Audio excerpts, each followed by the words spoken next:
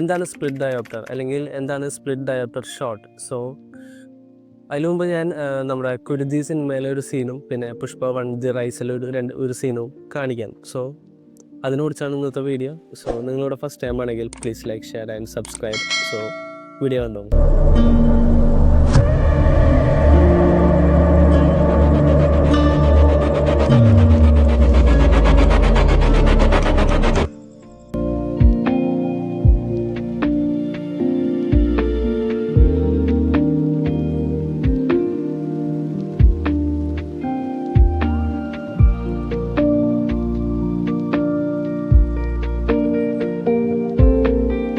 So ഈ effect actually VFX CGI green സ്ക്രീനോ use ചെയ്തെടുത്ത ഒരു സീനല്ല. ആക്ച്വലി ഇത് ഓൺ ക്യാമറ പ്രാക്ടിക്കലായിട്ട് എടുത്ത സീനാണ്. സോ ഇങ്ങനെ ഒരു എഫക്റ്റിൻ്റെ ഒരു തുടക്കം എവിടെയാണെന്ന് ചോദിച്ചാൽ 1914 ജോൺ ഫോർഡ് എന്നുള്ള ഡയറക്ടർ ആളൊരു വൈഡ് ആംഗിൾ സീൻസിൻ്റെ ഒരു എന്താ പറയുക ഒരു മാസ്റ്റർ തന്നെയാണ് ആക്ച്വലി. സോ ആളുടെ സിനിമയിൽ വൈഡ് ഷോട്ട് ആണെങ്കിലും അതിലെല്ലാ ഒബ്ജക്റ്റും എല്ലാവരും ഓൺ ഫോക്കസ് ആയിരിക്കും. 1914 ദി ലോങ് വോയേജ് ഷൂട്ടിംഗ് എന്ന സിനിമയിൽ വേണ്ടിയിട്ട് ഇതുപോലൊരു വൈഡ് ഷോട്ട് തന്നെയാണ്. പക്ഷേ അതിലുണ്ടാകുന്ന കുഴപ്പം എന്താണെന്ന് വെച്ചാൽ ക്ലോസപ്പിൽ നമ്മുടെ ഒരു ക്യാരക്ടർ വന്ന് നിൽക്കുന്നുണ്ട്, അതേസമയം ഡിസ്റ്റൻസിൽ ബാക്ക്ഗ്രൗണ്ടിൽ വേറൊരു ക്യാരക്ടർ നിൽക്കുന്നുണ്ട്. സോ രണ്ട് പേരും ഓൺ ഫോക്കസ് വരണം. സോ അതിനുവേണ്ടി അന്ന് അവർ യൂസ് ചെയ്തതാണ് ആക്ച്വലി സ്പ്ലിറ്റ് ഡയോപ്റ്റർ ലെൻസ്. നമ്മൾ സ്പ്ലിറ്റ് ഡയോപ്റ്ററിനെ കുറിച്ച് അറിയുന്നതിന് മുമ്പ് ഡയോപ്റ്റർ എന്താണെന്ന് ഫസ്റ്റ് അറിയണം. ഡയോപ്റ്റർ എന്ന് പറയുന്നത് ആക്ച്വലി ഒരു മെയിൻ ലെൻസ് അല്ല, ഒരു അഡീഷണൽ ലെൻസാണ്. മീൻസ്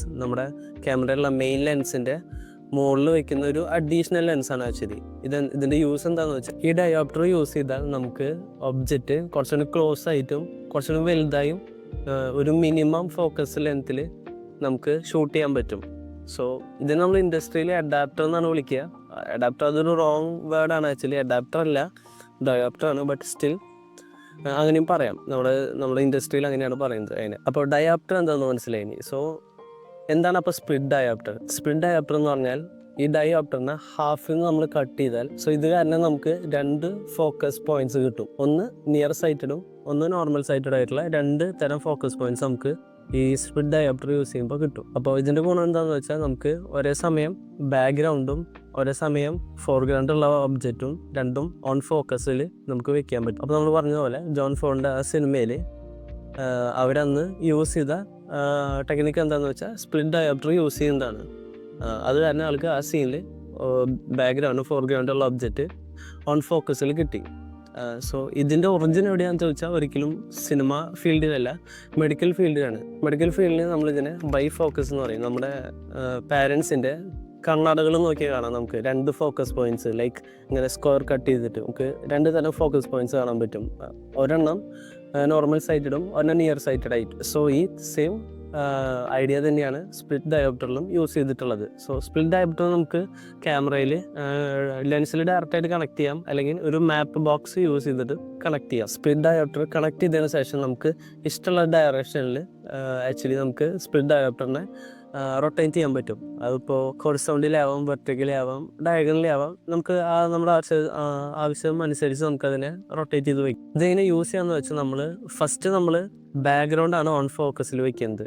ബാക്ക്ഗ്രൗണ്ട് ഓൺ ഫോക്കസിൽ വെച്ച് അതിനുശേഷം സ്പ്ലിറ്റ് ഡയോപ്റ്റർ കണക്ട് ചെയ്തിട്ട് നമ്മൾ ഫോർഗ്രൗണ്ടിലുള്ള അല്ലെങ്കിൽ നിയർ ആയിട്ടുള്ള ഒബ്ജക്റ്റിനെ ഏകദേശം ഒരു ഫോക്കസിലോട്ട് എത്തിക്കുകയാണ് ചെയ്യുന്നത്. ഇത് യൂസ് ചെയ്യുന്നത് എന്തിനാന്ന് വെച്ചാൽ ഒരു ഓഡിയൻസിന് ഒരു വിയേർഡ് അല്ലെങ്കിൽ ഒരു അബ്നോർമൽ ഫീൽ കൊടുക്കാൻ വേണ്ടിയിട്ടാണ് ആക്ച്വലി. എന്തുകൊണ്ടാണെന്ന് വെച്ചാൽ നമ്മുടെ ബ്രെയിൻ ഒരിക്കലും ബാക്ക്ഗ്രൗണ്ട് ഫോർഗ്രൗണ്ട് ഒരുമിച്ച് കാണുന്ന ഒരു ടൈപ്പ് അല്ല. നമ്മുടെ കണ്ണോ അതിന് വേണ്ടി ഉണ്ടാക്കിയതല്ല. സോ രണ്ടും ഒരേ സമയത്തിൽ ഫോക്കസിൽ വരുമ്പോൾ നമുക്കൊരു വിയേർഡ്നെസ് അല്ലെങ്കിൽ ഒരു ക്രീപ്പിനെസ് നമ്മുടെ ബ്രെയിൻ സിനിമ വാച്ച് ചെയ്യുമ്പോൾ നമുക്കതൊരു ക്രിയേറ്റ് ചെയ്യും വിഷ്വലി. ഇനി സ്പ്ലിറ്റ് ഡയോപ്റ്റർ ഒരിക്കലും ഒരു വൺ സൈഡഡ് ആയിട്ടുള്ള എഫക്റ്റ് മാത്രമല്ല.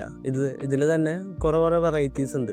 ഇതിൽ തന്നെ നടുക്കിൽ മാത്രം ഫോക്കസ് ആയിട്ടുള്ളത്, അല്ലെങ്കിൽ ഡോണറ്റ് ഷേപ്പ് ആയിട്ടുള്ളത്, അങ്ങനെ പലതരം, അല്ലെങ്കിൽ രണ്ട് സൈഡിൽ സെൻട്രലിൽ ഫോക്കസ് ഇല്ലാത്ത, അങ്ങനെ പലതരം സ്പ്ലിറ്റ് ഡയോപ്റ്റേഴ്സ് ഉണ്ട്. ഓക്കെ, പിന്നെ ഇത് തന്നെ നമ്മൾ സ്പ്ലിറ്റ് ഡയോപ്റ്റർ യൂസ് ചെയ്യുമ്പോൾ ഒരു ഫ്ലെയർ വരും, ബിക്കോസ് ലെൻസ് ഹാഫിൽ നിന്ന് കട്ടല്ലേ. സോ നമ്മൾ എന്താ ചെയ്യുന്നതെന്ന് വെച്ചാൽ അല്ലെങ്കിൽ ആ ലെൻസിൻ്റെ സൈഡിൽ ബ്ലാക്ക് പെയിൻറ്റ് ചെയ്യുക, അല്ലെങ്കിൽ മാപ്പ് ബോക്സ് യൂസ് ചെയ്താൽ അത് ക്ലിയർ ആവും. സോ ഇതാണ് സ്പ്ലിറ്റ് ഡയോപ്റ്റർ അല്ലെങ്കിൽ സ്പ്ലിറ്റ് ഡയോപ്റ്റർ എഫക്റ്റ്.